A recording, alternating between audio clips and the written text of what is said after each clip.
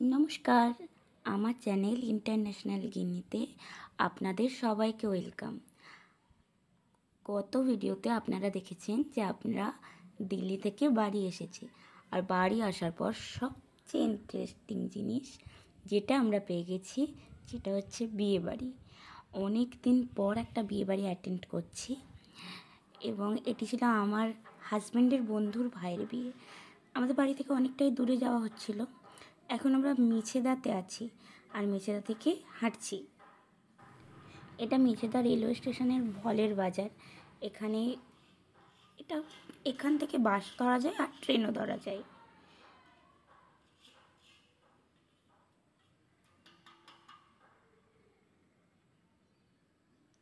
এখন আমরা দেউলিয়া বাজার যাওয়ার জন্য ট্রেকারে উঠে পড়েছি। এটা মেন হাইওয়ে। এখান থেকে আমরা যাব দেউলিয়া বাজার, তারপর ওখান থেকে টোটো ধরে আমরা যাব ক্ষেত্রহাট নামক একটা স্কুলে। ওখান থেকেও কিছুটা পর হাঁটা, মোদ্দা কথা অনেক দূরের রাস্তা। এখন আমরা বিয়েবাড়ির কাছাকাছি চলে এসেছি, আর আমরা বাড়িই চিনতে পারছিলাম না, কারণ অলমোস্ট 10 বছর আগে আমরা এসেছিলাম একবার একটা বিয়ে বাড়িতেই, তখন আমাদের বিয়েও হয়নি। এখন লাইটিং মোটামুটি দেখে সামনে একটা দাদা আমাদের নিয়ে যাচ্ছে। চলে এসে মেকআপ শুরু হয়ে গেছে, যদিও করেই এসেছি। সোনা রেডি রেডি, একবার দেখাও। একবার আমার 400 500 100 200 2 4 5 ভিউয়ার্স যারা আছে ভিউয়ার্স তারা একবার দেখে নিন ফাইনাল লুক আমার বরের, আমার মেয়ে। আর ঘোরাও।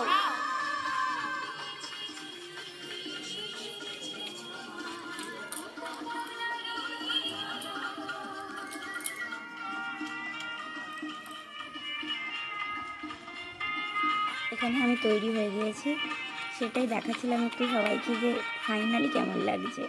একটু পোস্ট দিয়ে নিচ্ছিল।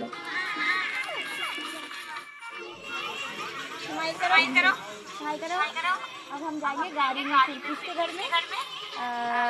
বইয়ের ঘরে তো যাবো আমরা, তাই তো। অ্যাকচুয়ালি আমার মেয়ে একটু বাংলা কম বোঝে, বাংলা বোঝে পুরোটাই। এখানে যাওয়ার সময় ওই মাকে বলতে হয়, যেটা ওই রিচুয়ালটা হচ্ছিলো, যেটা আমি নিইনি, আমি নিচে ছিলাম, এটা হয়ে গিয়েছিল তখন যাচ্ছে।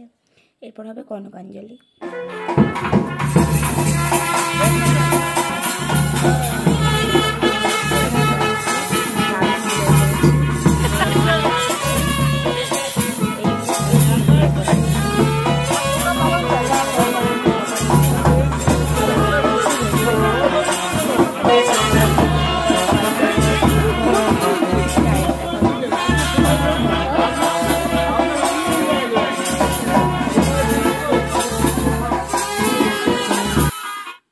ক্যামেরাম্যান পোস্ট নিচ্ছেন, আর ভাই সবাইকে প্রণাম করছেন।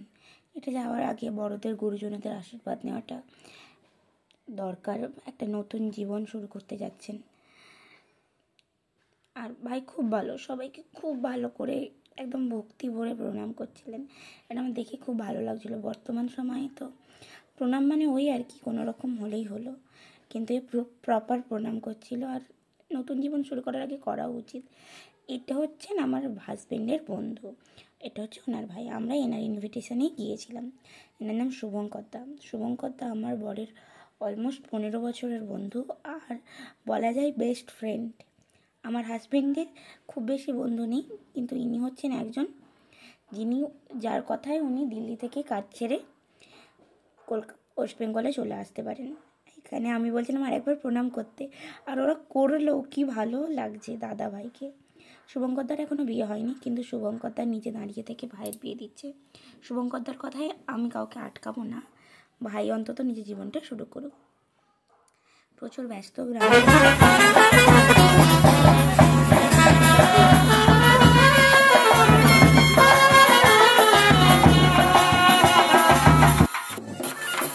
এখনই বর বাইকে যাচ্ছে, কারণটা হচ্ছে এইটাই যে এখান থেকে কিছুটা হাঁটা পথ, তাই বর বাইকে যাচ্ছে। আমরা একটু হেঁটে যাবো, তারপর গাড়িতে উঠবো।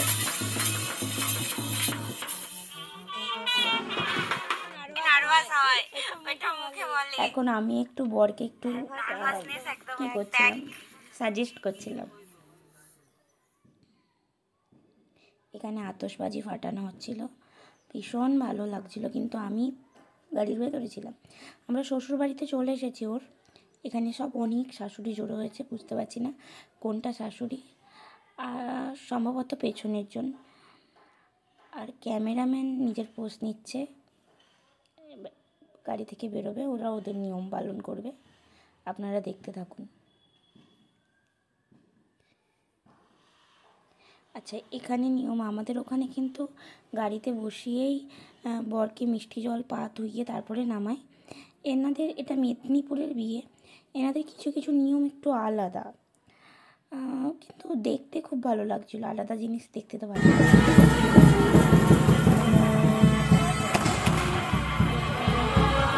ইন্টারেস্টিং জিনিস দেখুন, বর কাঁধে করে যাচ্ছে। আমরা এতদিন দেখেছি মেয়ে কাঁধে করে যায়, বড়ও কাঁধে করে যাচ্ছে।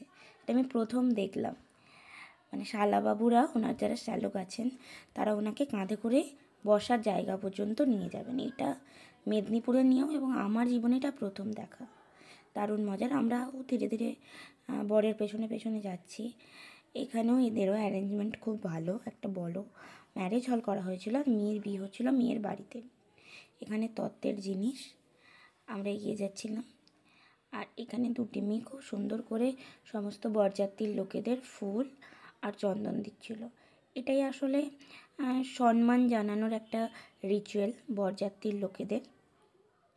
এখন আর এগুলো দেখাই যায় না, প্রায় সবই ক্যাটারিং আর ম্যানেজমেন্ট দিয়ে হয়ে যায়, কিন্তু নিজেরা দাঁড়িয়ে থেকে করলে সেটার একটা। এখানে ওরা চন্দন পরিয়ে নিচ্ছিল।